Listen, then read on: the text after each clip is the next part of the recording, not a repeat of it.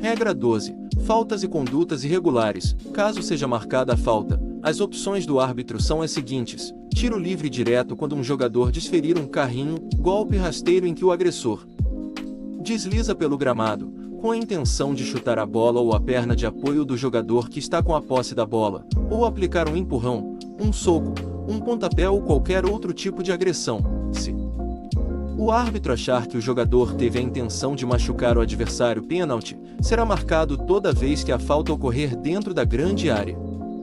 Tiro livre indireto é marcado sempre que um jogador assume uma conduta antidesportiva, como impedir o progresso do adversário, segurar a bola com as mãos, qualquer jogador, e, no caso do goleiro, por mais de 6 segundos, tocar a bola com as mãos fora da área, no caso dos goleiros, entre outros.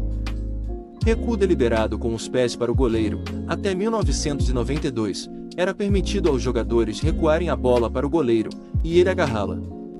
A partir de então, a fim de dar mais dinâmica ao jogo, pois algumas equipes se aproveitavam dessa brecha na regra para travar o jogo deliberadamente, foi introduzida uma regra na qual os goleiros foram proibidos de agarrar bolas recuadas por seus companheiros com os pés. Segundo essa nova regra, se o goleiro tocar a bola com as mãos depois de ela ter sido intencionalmente passada com o pé por um jogador de sua equipe, deve ser punido com um tiro livre indireto. Caso um atleta receba uma bola com o pé, por exemplo, e levante a mesma e recue deliberadamente a bola para o goleiro com a cabeça, o lance deve ser paralisado, antes mesmo de o goleiro tocar na bola, e marcado tiro livre indireto e cartão amarelo no local onde o zagueiro fez a infração por conduta inconveniente. Neste caso a infração é do defensor e a regra prevê que independe a reação do goleiro. O mesmo entendimento vale para um goleiro, por exemplo, que lance a bola na cabeça de um defensor para que este devolva a bola de cabeça ao goleiro. Sanções disciplinares. Um jogador será punido com cartão amarelo se agredir um jogador da equipe adversária, discutir com algum membro do outro time ou com um árbitro. Se o mesmo jogador levar 2 cartões amarelos na mesma partida, automaticamente levará um cartão vermelho e será expulso do jogo, mas, se o árbitro achar necessário, poderá aplicar um cartão vermelho sem antes ter aplicado um cartão amarelo. Regulamentos: tiros livres diretos e indiretos. O tiro livre direto ocorre quando o jogador é autorizado a chutar para qualquer direção sem a ajuda de outro jogador. No caso do tiro livre indireto, é necessário que outro jogador toque na bola para que esta seja considerada em jogo. Nos 2 casos, a bola deve estar parada para que o juiz autorize a cobrança. Os jogadores adversários devem estar a, no mínimo, 9,15 metros da bola e a cobrança deve ser feita no local onde a infração ocorreu. O pênalti é aplicado na maioria das modalidades de futebol, tais como futebol de campo, futsal, futebol de salão, futebol society, etc. O pênalti ocorrido durante a partida pode ser cobrado em 2 toques, desde que a bola seja rolada para frente e o segundo jogador a tocar nela esteja fora da área no momento da cobrança. No caso de decisão de resultado por pênaltis, isso não é permitido. O goleiro defensor não poderá usar de estratégias com a finalidade de desestruturar o batedor com o intuito de tirar vantagens psicológicas durante uma cobrança de penalidade máxima. O que pouca gente sabe é que, quando a marcação de pênalti surgiu, em 1891, a bola podia ser batida de qualquer ponto a 11 metros do gol quando um jogador desferir um carrinho, golpe rasteiro em que o agressor desliza pelo gramado, com a intenção de chutar a bola ou a perna de apoio do jogador que está com a posse da bola, ou aplicar um empurrão, um soco, um pontapé ou qualquer outro tipo de agressão, se o árbitro achar que o jogador teve a intenção de machucar o adversário. Regra 13. Tiro livre direto. Tanto para os tiros livres indiretos como para os diretos, a bola deverá estar imóvel quando se lança o tiro e o executor não poderá voltar a jogar a bola antes de que esta tenha tocado outro jogador.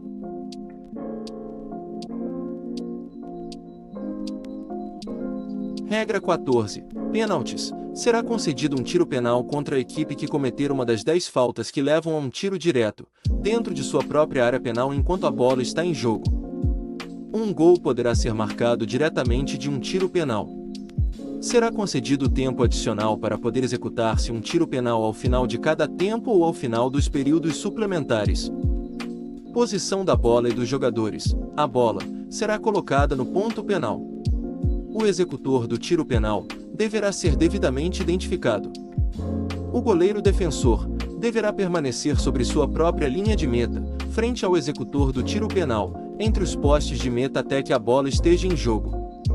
Os jogadores, exceto o executor do tiro, estarão colocados no campo de jogo, fora da área penal, atrás do ponto penal a um mínimo de 9,15 metros do ponto penal.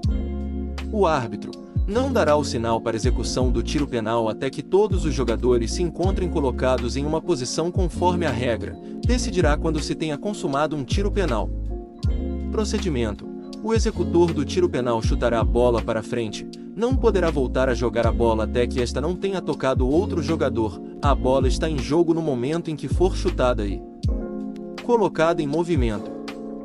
Quando se executa um tiro penal durante o curso normal de uma partida ou quando o período de jogo tiver sido prorrogado no primeiro tempo ou ao final do tempo regulamentar com o objetivo de lançar ou voltar a lançar um tiro penal, se considerar um gol se, antes de passar entre os postes e abaixo do travessão, a bola tocar um ou ambos os postes, ou o travessão ou o goleiro. Contravenções, sanções: se o árbitro dá o sinal de executar o tiro penal e, antes que a bola esteja em jogo, ocorre uma das seguintes situações: o executor do tiro infringe as regras de jogo. O árbitro permitirá que continue a jogada, se a bola entra na meta, se repetirá o tiro. Se a bola não entra na meta, não se repetirá o tiro. O goleiro infringe as regras de jogo. O árbitro permitirá que continue a jogada, se a bola entra na meta, se considerar um gol. Se a bola não entra na meta, se repetirá o tiro.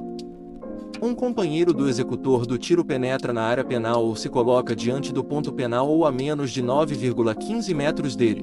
O árbitro permitirá que continue a jogada, se a bola entra na meta, se repetirá o tiro. Se a bola não entra na meta, não se repetirá o tiro. Se a bola rebota no goleiro, no travessão ou em um poste de meta e é tocada por este jogador, o árbitro interromperá a partida e a reiniciará com um tiro livre indireto a favor da equipe defensora. Um companheiro do goleiro penetra na área penal ou se coloca diante do ponto penal ou a menos de 9,15 metros. O árbitro permitirá que continue a jogada, se a bola entra na meta, se considerar um gol. Se a bola não entra na meta, se repetirá o tiro.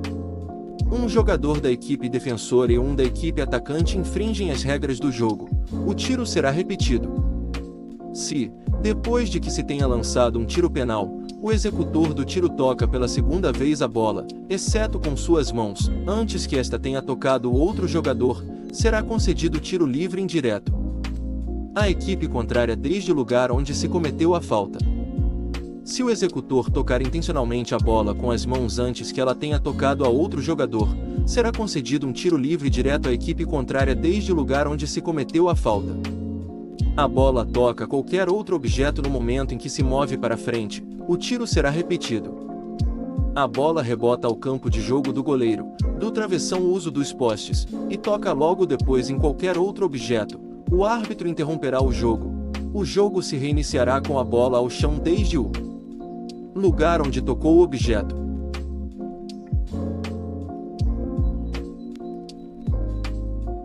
Regra 15. Arremesso lateral.